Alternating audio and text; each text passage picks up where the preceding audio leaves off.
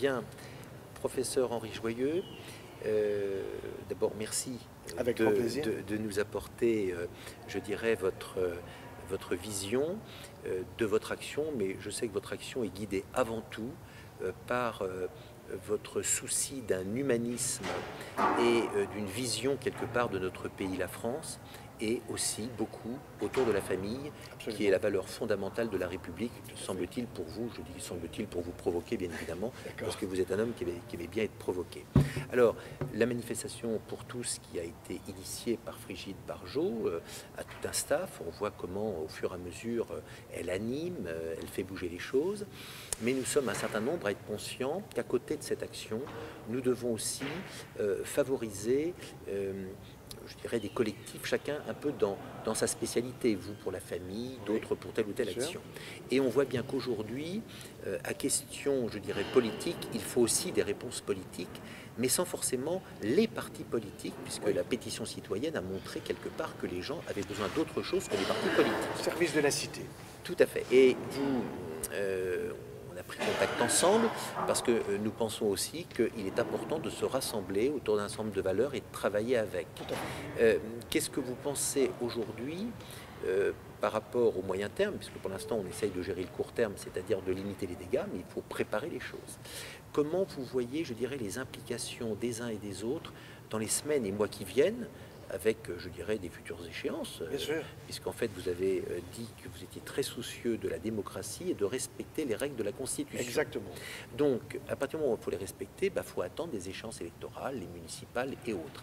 Est-ce que vous pensez que la société civile a un rôle, une mission, pour, je dirais, un peu, peut-être, reprendre le pouvoir au niveau des décisions? Vous voyez, à Famille de France, j'ai constitué un groupe de 9 administrateurs ayant des professions très différentes et je dirais complémentaires. Et nous sommes en train de réfléchir, et on en a déjà un petit peu parlé, sur une proposition de charte, une proposition de choses très concrètes concernant la vie familiale. Car la vie familiale ou la vie des familles, ça touche l'économie, ça touche la culture, ça touche l'éducation, ça touche la santé, c'est extrêmement large. Donc nous pouvons faire des propositions intéressantes, ce qui veut dire qu'à partir de là, on pourrait aller envisager de proposer ensuite aux futurs... À partir de cette charte. À partir de cette charte, aux futurs hommes politiques qui veulent se présenter aux élections municipales, régionales, etc., de présenter un programme en disant est-ce que vous êtes d'accord avec ça? Est-ce que vous voulez ceci? Une plateforme. Une plateforme, voilà, cette plateforme.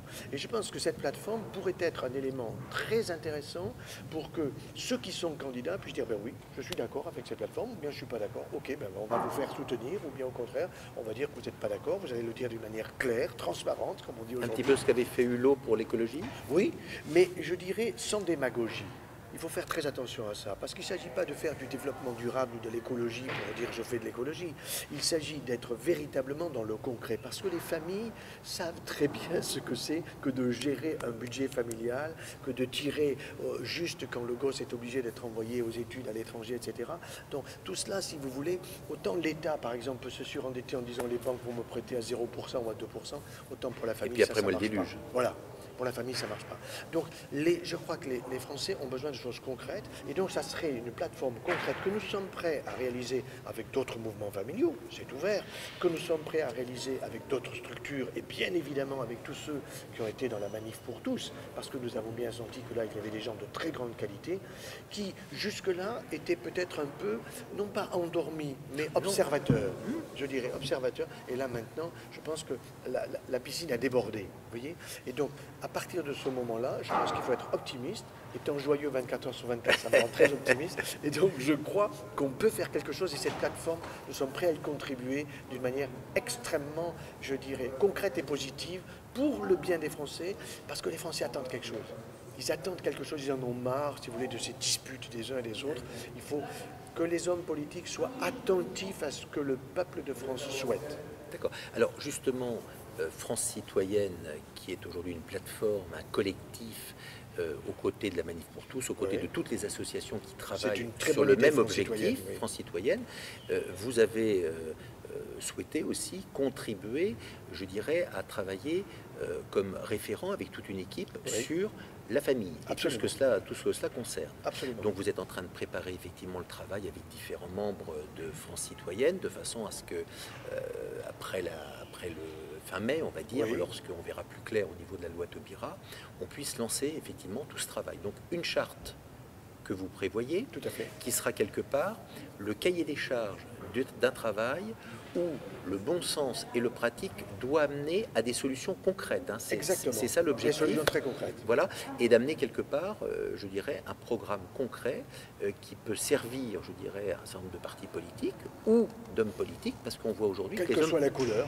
Voilà, parce qu'on s'aperçoit quand même que la Manif pour tous et tous nos collectifs réunissent des gens de toute tendance et obédience. Absolument. Et je pense que le vrai mouvement politique qui est en train de se dégager aujourd'hui, c'est de pouvoir se rassembler ensemble autour de valeurs partagées. Exactement. Et je vous remercie en tout cas, professeur Joyeux, de pouvoir animer avec d'autres, mais vous principalement, autour de la famille, justement, ce rejet d'attachement de partis politiques, de droite ou de gauche, ce rejet de religion, voilà. Je pense qu'on est dans une philosophie qui est devenue trop individualiste, vous voyez.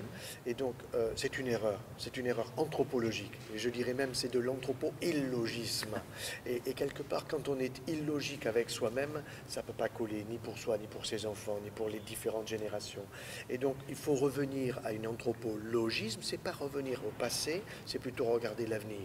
Et quand certaines personnes peuvent penser, est-ce que c'est pas réac, est-ce que c'est pas rétro? Pas du tout. Ceux qui sont réac et ceux qui sont rétro, c'est ceux qui sont entrés dans un individualisme forcené, qui est un égoïsme qui enferme et qui ne rend pas heureux. Très bien. Alors, on ressent votre passion des autres. Tout à fait. Quand je cherche à vous voir, vous me dites, je suis aux États-Unis là ces 3 jours, je suis à Paris j'opère à Montpellier vendredi matin. Donc vous donnez beaucoup de votre temps aux autres. Est-ce que vous avez le temps de vous occuper de votre famille? Mais écoutez, il faut demander ça à ma femme, à mes enfants. Les enfants sont grands maintenant, donc Oui, mais on s'occupe des petits-enfants maintenant. Vous êtes quand même aussi attaché à Très la qualité, attaché. peut-être pas trop la quantité parce qu'il faut se partager. Voilà, écoutez, à la maison, quand je travaille, je ne suis jamais enfermé dans mon bureau. Mon père était enfermé dans son bureau et j'en souffrais. Qui était médecin Il également. était médecin également, Ouais. et chirurgien.